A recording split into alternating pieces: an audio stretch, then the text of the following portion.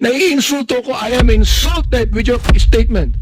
Being the chairman of the Committee on Human Rights and one that's investigating, I am actually insulted with your statement. Look, if you do not apologize right now, you listen. Yes, yes, Your Honor. If you do not apologize, I am going to make a motion to hold you in contempt.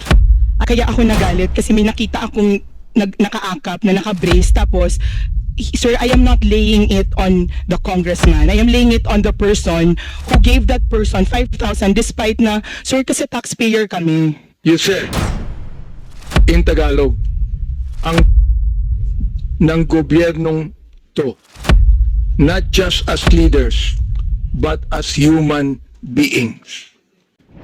And your lawyer said that it's just a matter of oversight and you're willing to apologize. So please, do it now. Yes, sir, my lawyer and I talked and my case is a matter of oversight. And I apologize, sir. Thank you. Mr. Chair, I'd like to manifest that it's the third time that Ms. Crisette apologized to this committee. Let me continue on. On December 28, 2024, Ms. Crisette, Yes, sir. you said, in Tagalog, ang ng gobyernong to, not just as leaders, but as human beings. Is that what you feel? Sir, I apologize. I do not know what happened on December 28 to make me angry. But if I wrote it that time You're apologizing.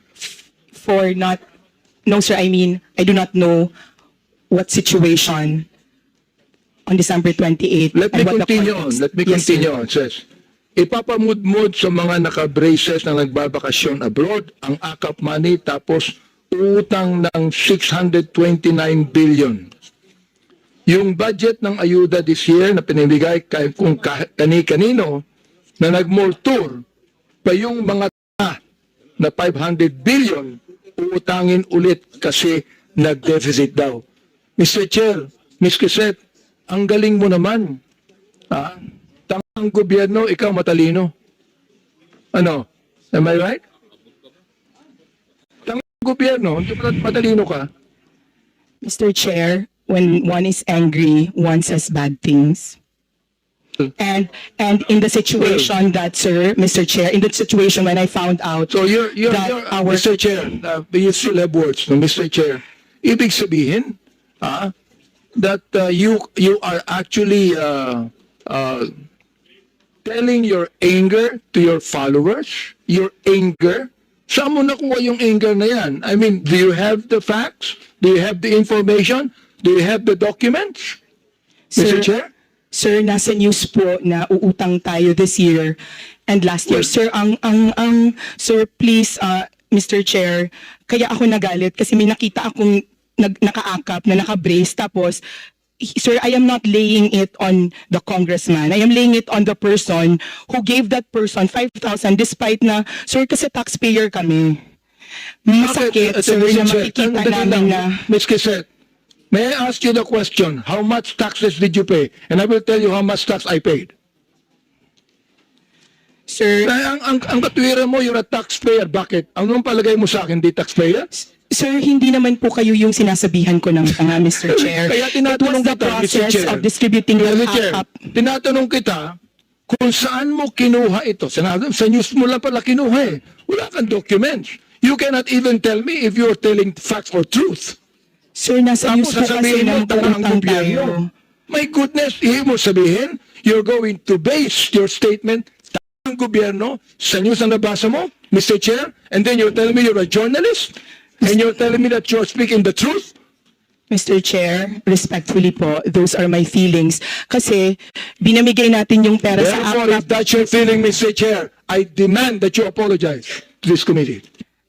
I will apologize, Mr. Chair, for my bad words or for... I apologize for my bad words, sir. I apologize for saying the word in my post. Maraming salamat, Mr. Chair, for admitting that, no? Siguro naman, makikita mo naman ang gobyerno, sasabihin mo mga kami, siguro, pinapalagay mo, alam mo sa akin, Mr. Chair, ang pinapalagay ni Ms. Quisette, ha? Yung audience niya, mga eh. Yun ang pinapalagay mo. Hindi ang gobyerno. Yung audience mo, mga kaya papaniwalaan nila ang sinasabi mo sapagkat yung audience mo mismo ang hindi nakakaintindi. That is fake news, Mr. Chair, and that is what we're investigating right now. You see? I hope that you understand that, Mr. Chair. Ms. Quisette, do you understand what I'm trying to say? Ikaw, nandito sa akin yung mga sinabi mo tungkol sa amin, ha? Hindi ako sumagot dyan, eh. Hindi ko na kinakailangan pang i-belabor yan. So, anyway, Mr. Chair, anyway, nakita ko naman na Ms. Quisette is now apologetic to what she said. You base your blog on the truth, no? And that you are actually not biased. You are not pro Duterte, you are not pro Marcos. You said that, am I right? Your Honor, yes, sir. Although I also said in that same statement that yes, I can be biased, but I don't go below the belt. But as far as being pro or anti-Marcos and Duterte, I always try to remain objective. Okay, Ms. Reyes, Yes, sir. I am Yes, the chairman of the Committee on Human Rights. Yes, Your Honor. I have records of EJK victims. And you made a statement, it says right here, to the International Criminal Court, global community, and world media. Is this not a pro-Duterte statement? Can you please, sir, complete the whole No, not yet. report? I'm going to complete this. I'm just referring to the first statement, to the International Criminal Court, global community, and world media. It means that you want to tell that to the International Criminal Court, am I right?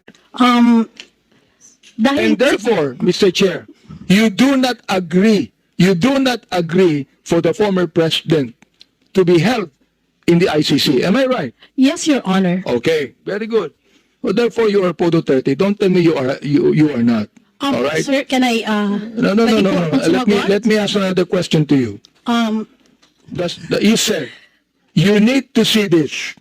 The so-called EJK victims under President Duterte, a massive hoax.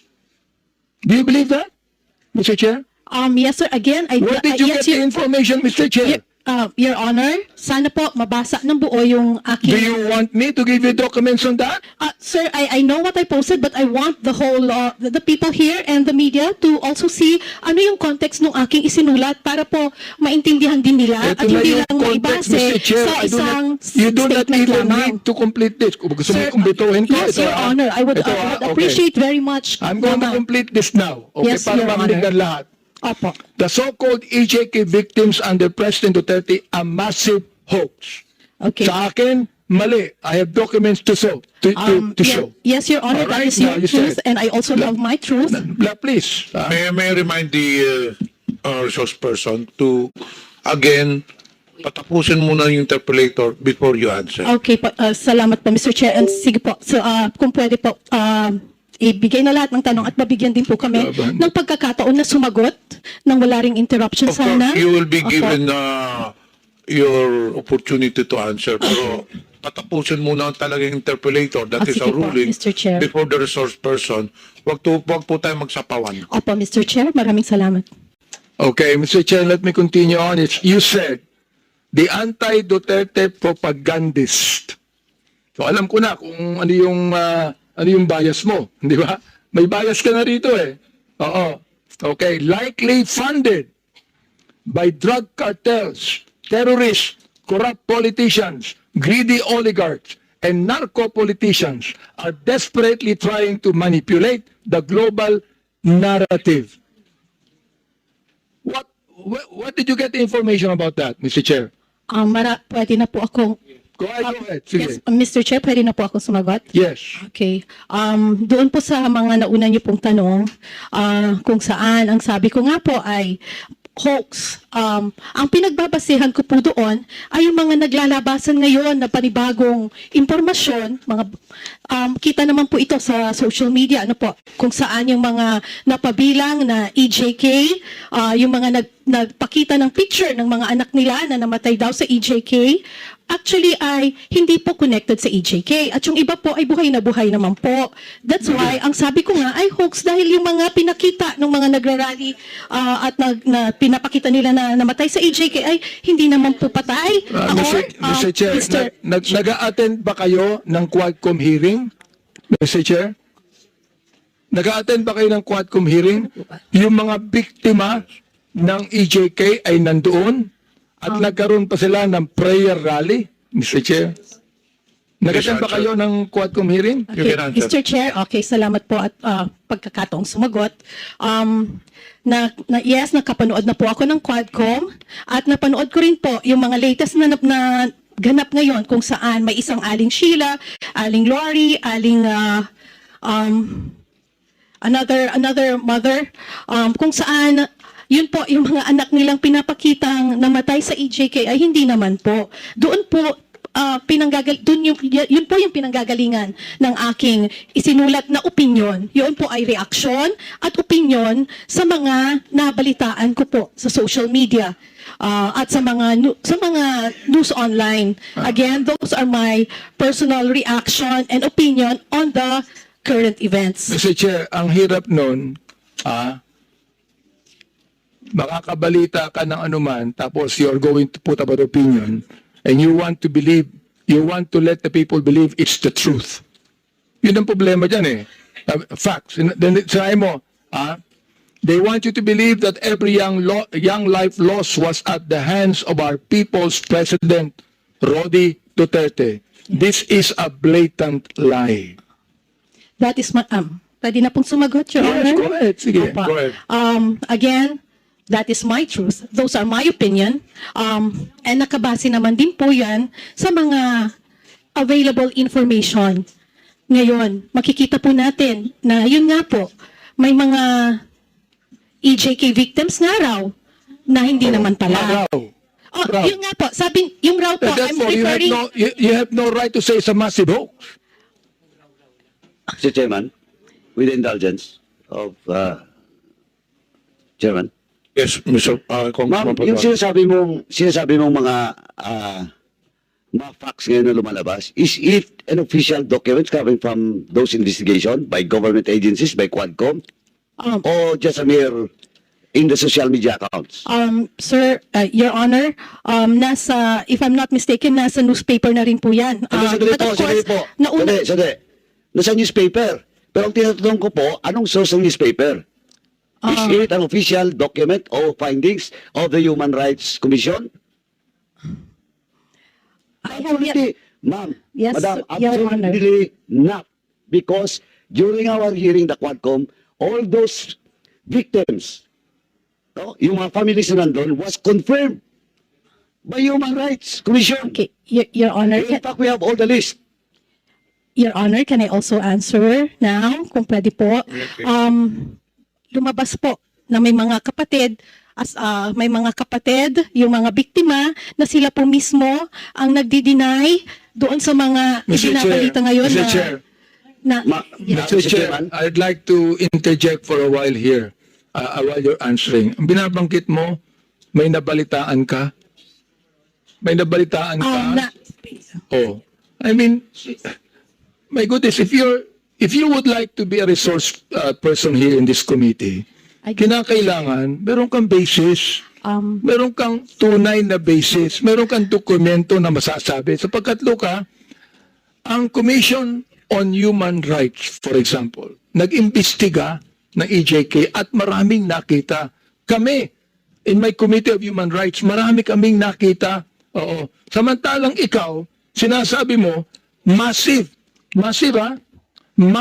hoax ito. Wag naman, Mr. Chair. Oh, gusto kong maniwala sa statement mo kanina. Pero ngayon, itong statement na ito, hindi na maganda eh. Oh, nagsabi ka pa ng facts.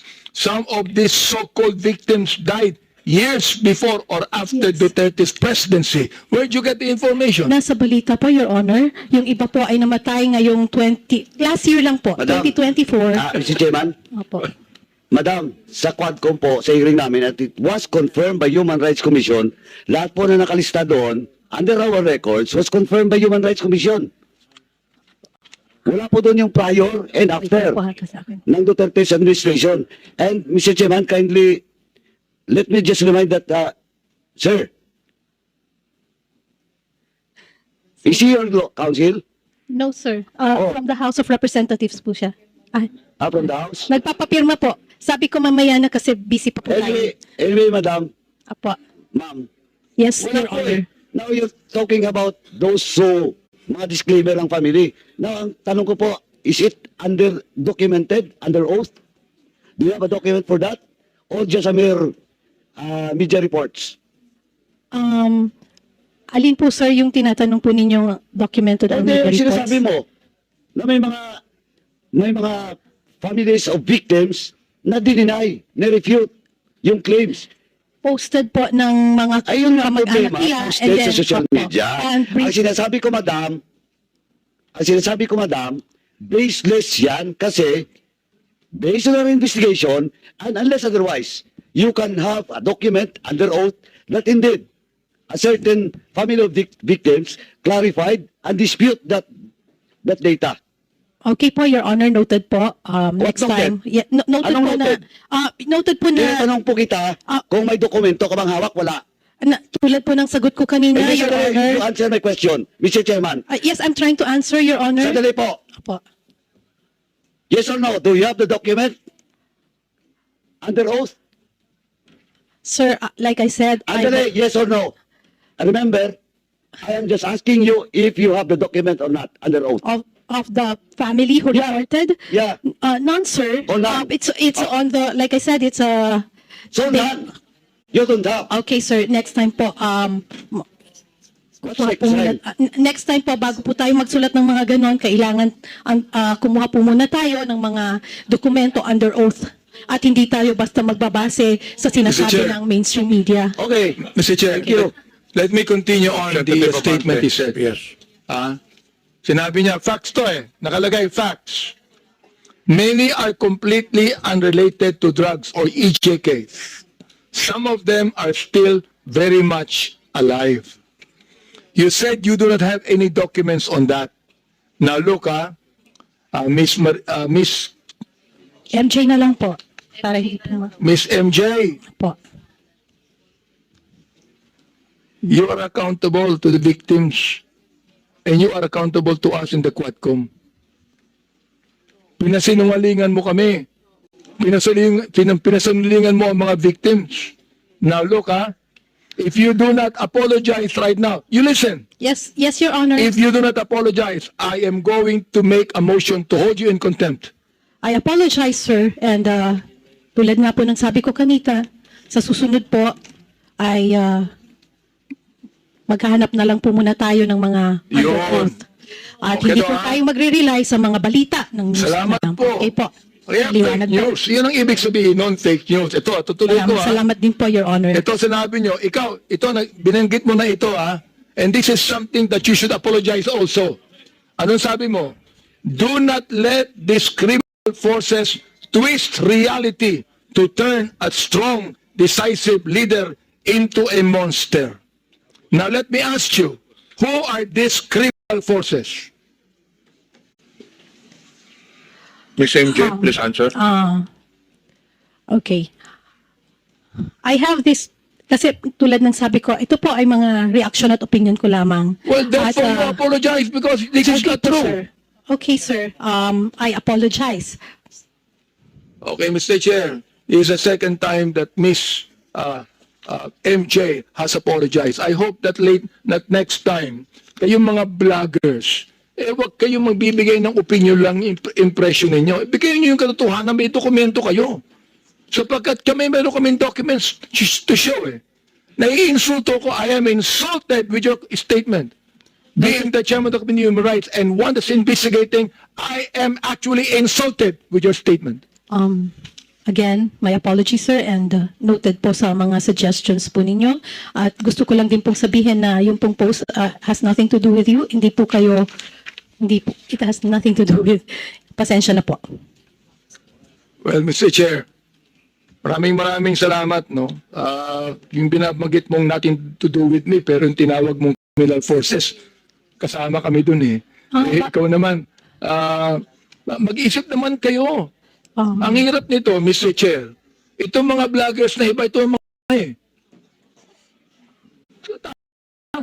ang gobyerno, mag-isip kayo.